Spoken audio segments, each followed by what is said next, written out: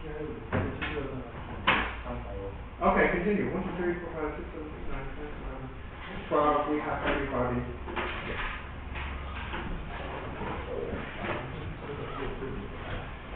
Next page now.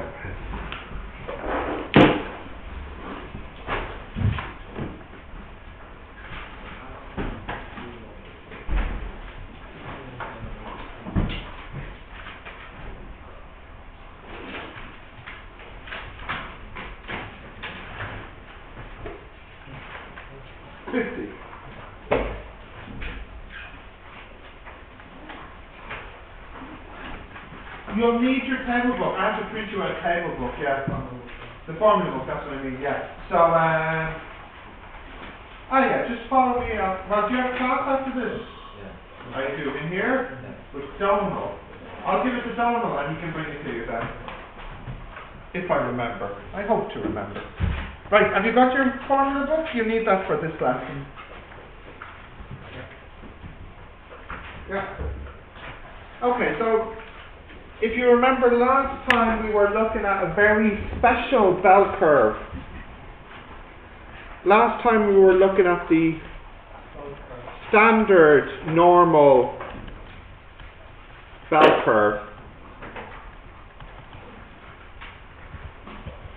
And what was the mean, the average, mean average? It was 0, and the standard deviation, 1. And the variance, which is also 1. So we call this bell curve the N01 bell curve. That's what we did last time. Now, what we're going to look at today is situations where the average is not 0. So for example, if this was heights, you would have 155 centimeters. Maybe the standard deviation is, 5 centimeters. And then what's the variance?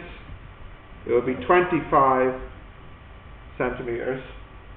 So we call this one the N15525 bell curve. Or if you want to see the standard deviation, you would say the N1555 squared. So this here is the average, and this here is the standard deviation. And the square is what makes it the variance. So the problem is, we can't use our table book because our table book is only for the situation when the average is 0 and the standard deviation is 1. So we can't use our table book. But what we would like to do is, okay, can I change this problem into a new problem? Actually, let me say what the problem is first. Let's say I want to calculate, here, how many people are shorter than, let's say, 160 centimeters. So, we can't use our table book because, well, firstly, we don't go to 160 in the table book, and secondly, the table book is not for this situation. So what we need to do is change this into a problem where we have a 0 here, a standard deviation of 1, and this area will be the same as this area. So we want to basically make a transformation. And there is a way to do that. We use something called the Z transform. The Z transform will allow us to go from this type of problem to the problem we did yesterday. So this is what we will use to change our problem from this into a problem about this. And I'll show you how to do that now. But maybe you want to write this bit down so far. So we can use a Z transform. Oops, you can't see the top. There we go.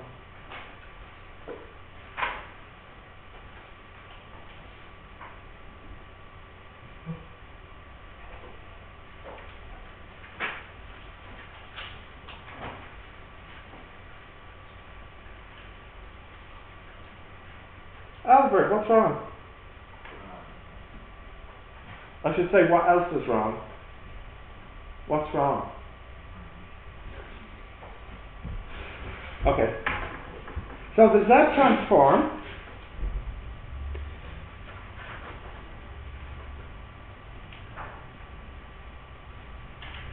so for example, here we have 155 and here we have 160 and we want to change it.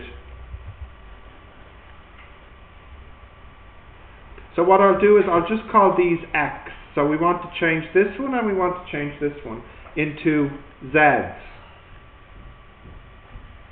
So the formula to calculate the Z, it will be X minus mu over, and if you want, this is the old one, over standard deviation, and this is the old one.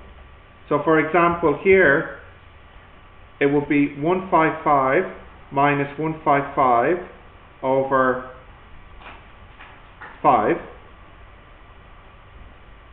What's that? 0. Well, we expected that. And then let's have a look at the next one though.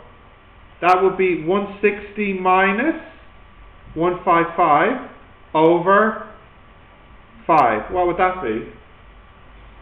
That would be 1. So now our problem has been changed into calculating this. We know what that is. So the answer, not good. The answer is, hold on.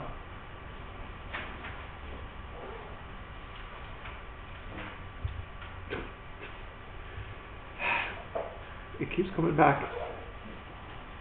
Right. The answer is the table book value for 1. So this is the formula that will let you change from a problem with mu and sigma to a problem with 0 and 1. I'll do another example, okay? But this is the key here, this formula. This is how we can transform it. Can I do another example now? Yep, okay. So let's take something like IQ. IQ is an intelligence test. And the average IQ score is actually 100. And I think the standard deviation is 10. And my question is, what is the probability somebody's IQ will be less than 120? So we can change this into a problem with the 0 and the 1. Here is 120. What is the average here, the mean, on the table book? Yeah, this one's going to be 0. And will this be 120? No, we're changing it. So we do 120 minus 100 over 10. So it'll be 2. So if I want this, well, this is the same as table book value for 2. By the way, what is the table book value of 2? It's what is it? 97. So 97.7% is the probability. Yeah? Okay. So you can see that really the connection between this lesson and the lesson yesterday is this Z transform.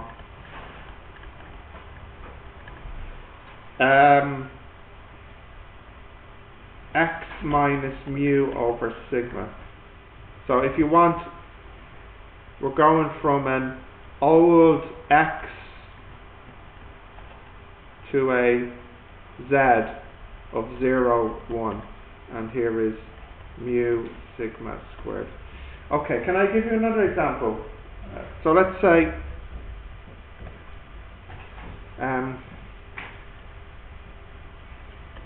it is, oh no, hang on, let's make it something.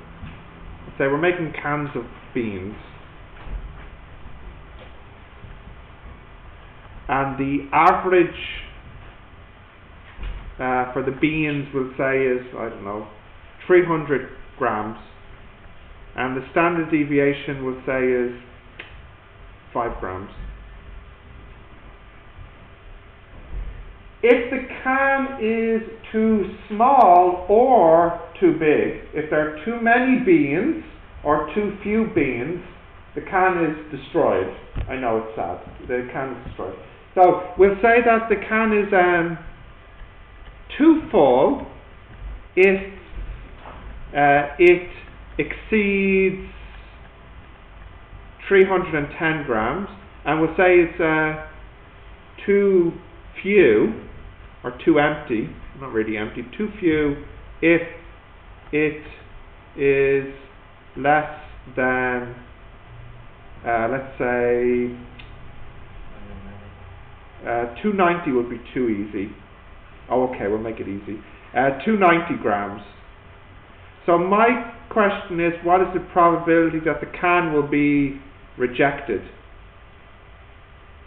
So that's the probability that it's too big or too small. Both possibilities. Okay. I will let you try this for a minute. See what you can get.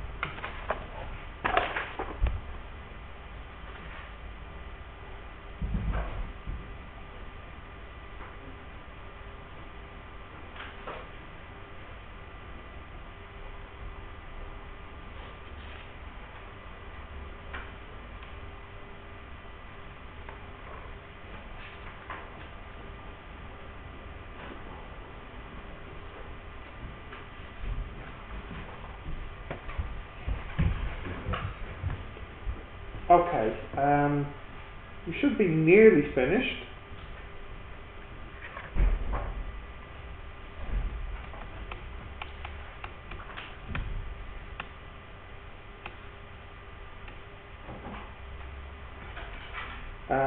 Was Nina and Marcelo, you missed the class yesterday, wasn't it?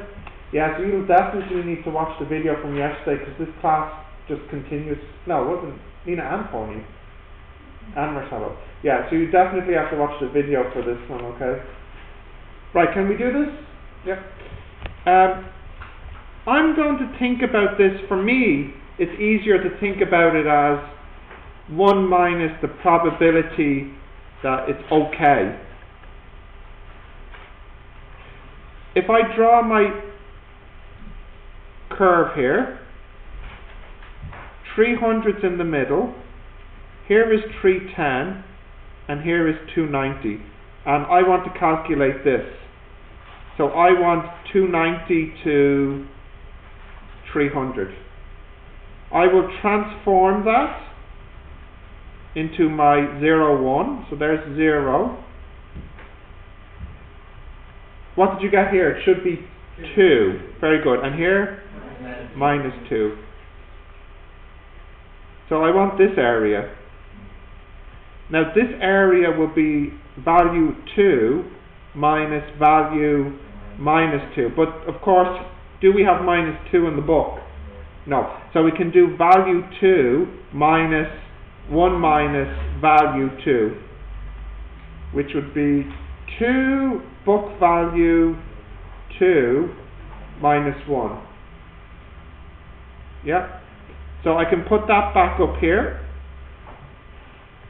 This would be 1 minus 2 book value 2 minus 1 is plus 1. Yeah? No, I won't do that. That's making me sad. Minus that minus 1. Okay, that's better. So that is 2 minus 2 book value 2, which is 2 minus 2 times, what's the value at 2? 0.9732. Okay. So let's see what we get. 2 minus 2 times 0.9772. No, I put a plus. Quite bad. 0.0456, and that is 4.56% will be rejected. Okay, so this would be like part A of a question maybe. So part B could be if the bean factory produces, I don't know, 1,000 cans, how many will be rejected?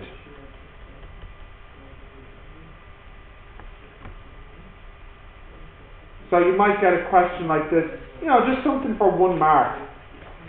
This is quite simple. All we have to calculate is 4.56% of 1,000. How much would that be? Yeah, 45.6. But yeah, 0.6 we don't really like because we're making cans of beans. So, what should we say here? 45 or 46? 4.56. Yeah, but we want 4.56 of 1,000 cans. So 4.5% of 1,000 is 45, isn't it? Yeah. Percentage calculation. Yeah, the quantity times the percentage. Yeah. So do we round up or do we round down here?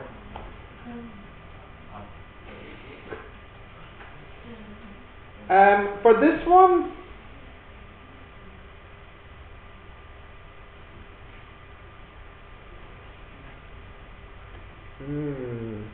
interesting.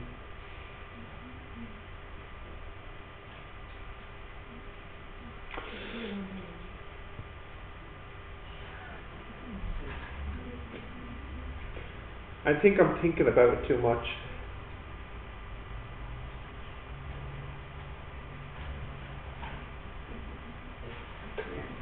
Six, yeah, okay. 46. Because it's not quite like a sequence and series question. It's not like you're manufacturing the cans, It's only a probability. Yeah, 46.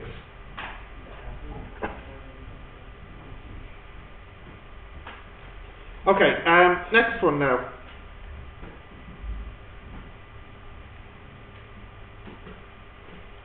So what else would they ask you here? Yeah, so if you remember, for example, hey, listen. For example, I said yesterday that usually this question, you kind of pair it with a binomial in the exam. So I want to show you how this could be paired now with a binomial, for example.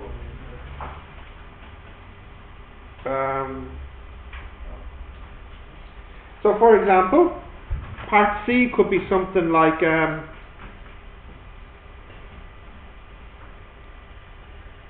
in how many cans of beans will we put in a box? We'll say 20 maybe, yeah. So in a box of beans, a box equals 20 cans. What is the probability that 2 or fewer are broken, rejected. Now, okay, so have a think about how we could do something like that, part C. So you have a box of 20 cans now. So there's 20 cans in the box. What's the probability that 2 or less are broken, rejected? This is a binomial one now, yeah. 2 cans, sorry, 2 cans. There's only one box. The box has 20 cans in it.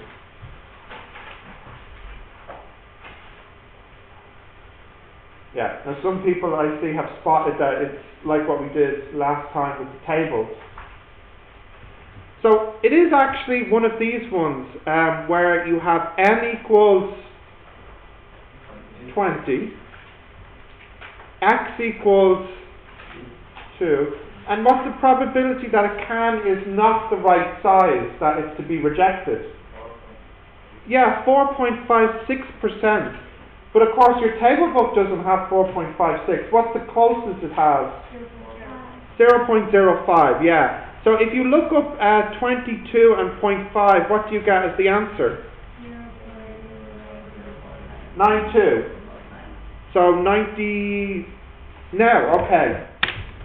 So it's 92.5%, 45%.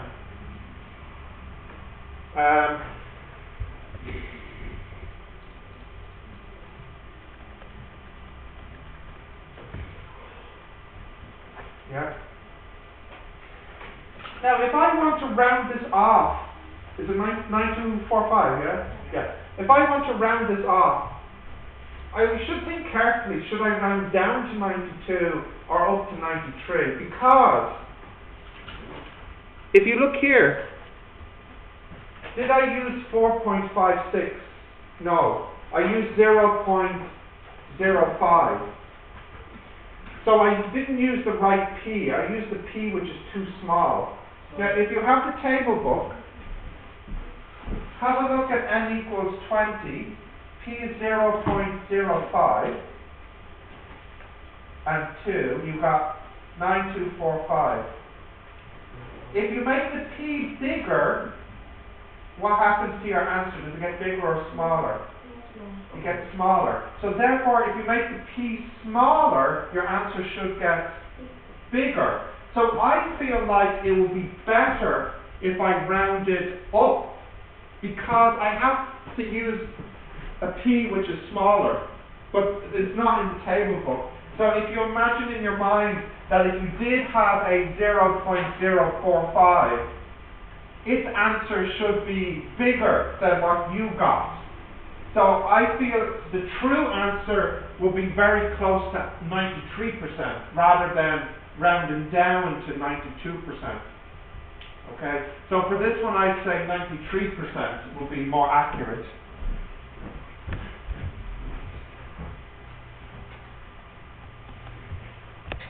Now there is a way to calculate it exactly, because if you want 2 or fewer, that's 0, 1 or 2.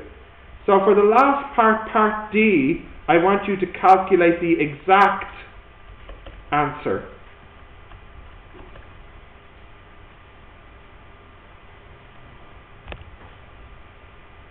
So I'll get you started.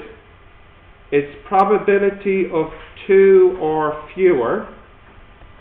So that's the probability of 0, 1 or 2 to be rejected. Which equals, okay, so you can try and finish it. That's a D.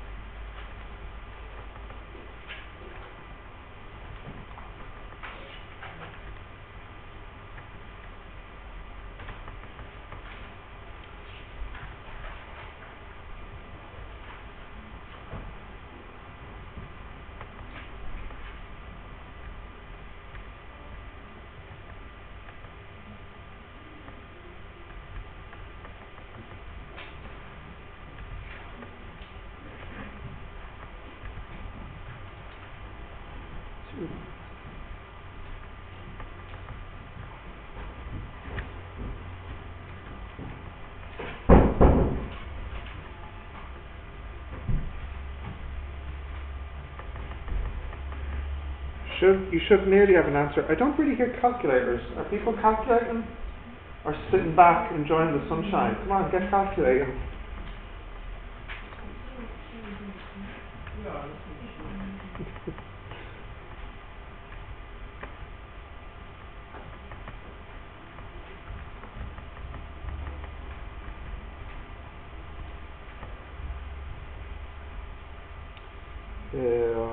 Huh?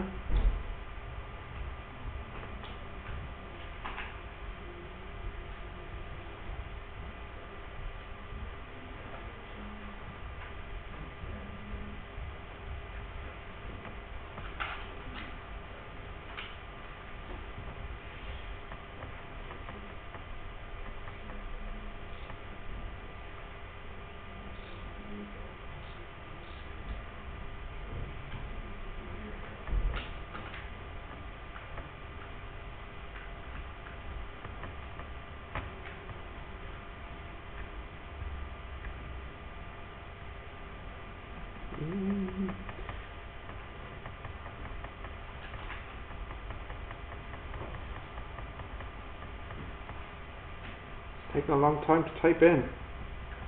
This is why we use the table book. 0.9394. Yeah.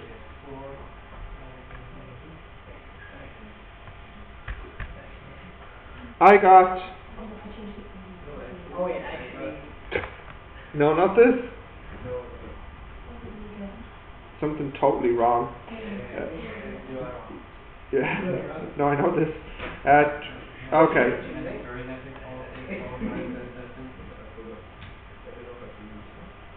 I found my...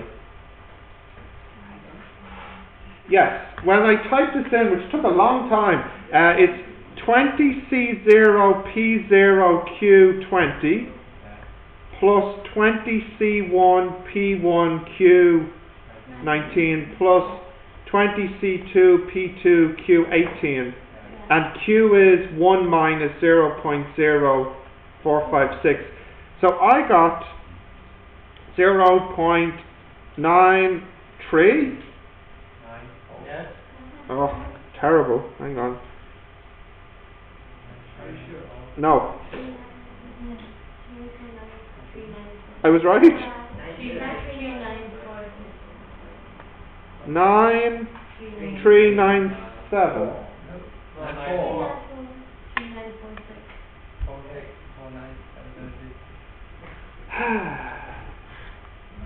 Q20, and then the next one is 20C1. Good. P.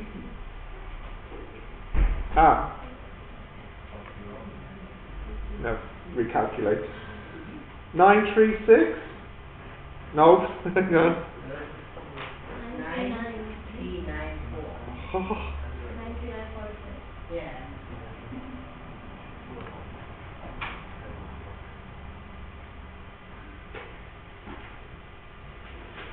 Oh my goodness.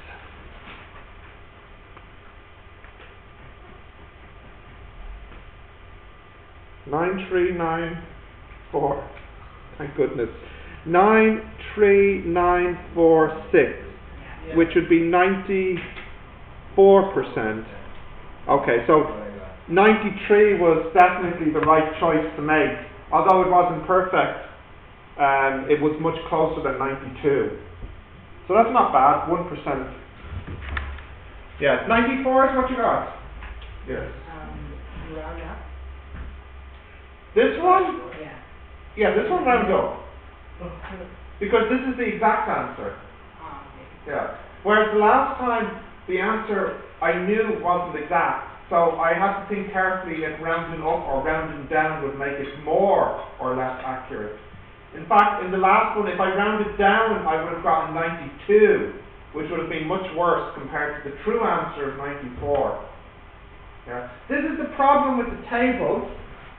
These tables are very convenient, but of course they don't list all the probabilities here, which means you just need to be careful for some types of questions.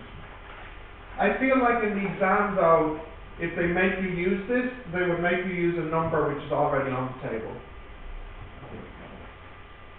Okay. Now what we'll do, let's see.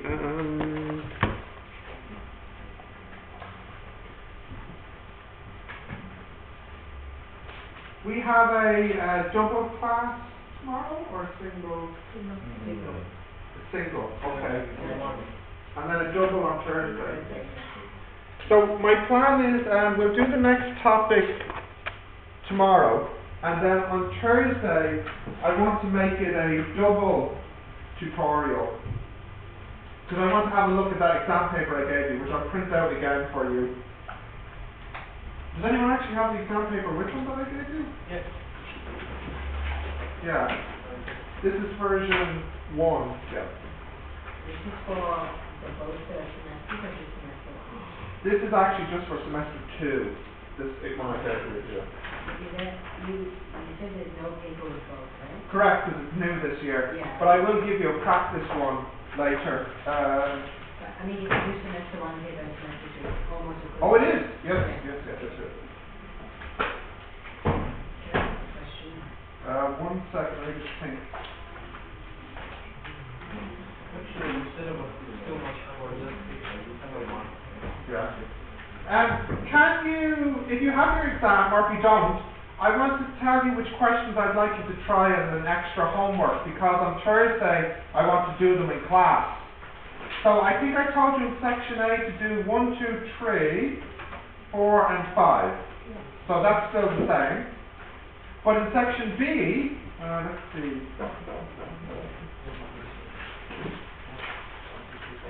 No, I told you before that you can do 1, 2, 3, 4, 5 in section A. In section B, Well, what's the question? huh? Section A. I said it twice. So for the third time in section A, I said you could do 1, 2, 3, 4, 5. And I'll say it one more time because someone else will ask me. In section A, it's 1, 2, 3, 4, 5. You speak it very well. What about section A? Huh? Yes. What So about section A? section B now, you could actually do 1.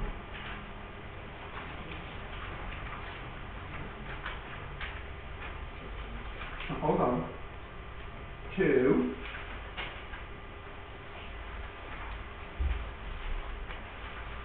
And 4. Yeah. So I think you have the section A questions done already, the 1, 2, 3, 4, 5. But I'll do them in class on Thursday, and then after that I'll do the section B questions. It will only be good for you if you actually try them at home first to see if you can do them. I'll do that after I answer any questions from the workbook, because I know some people have questions from the workbook. Yeah, I know you said you have it. So you asked before? Before, and then I'll do the test. Yeah. On Thursday? On Thursday, yeah. Ah, Yeah. okay. Now you need a printout of this exam, and I know Marcelo needs a printout of the form. I'll take a photo of it and I'll do it at home, sorry. And then because it's only like 5 questions per Yeah. section and 3 from the other. I'll print it out anyways. But take a photo just in case I forget. And give you Yeah. Okay, can you try this page now for a few minutes? Page, what did I say? Page 50. 1, 2, 3, 4, 5.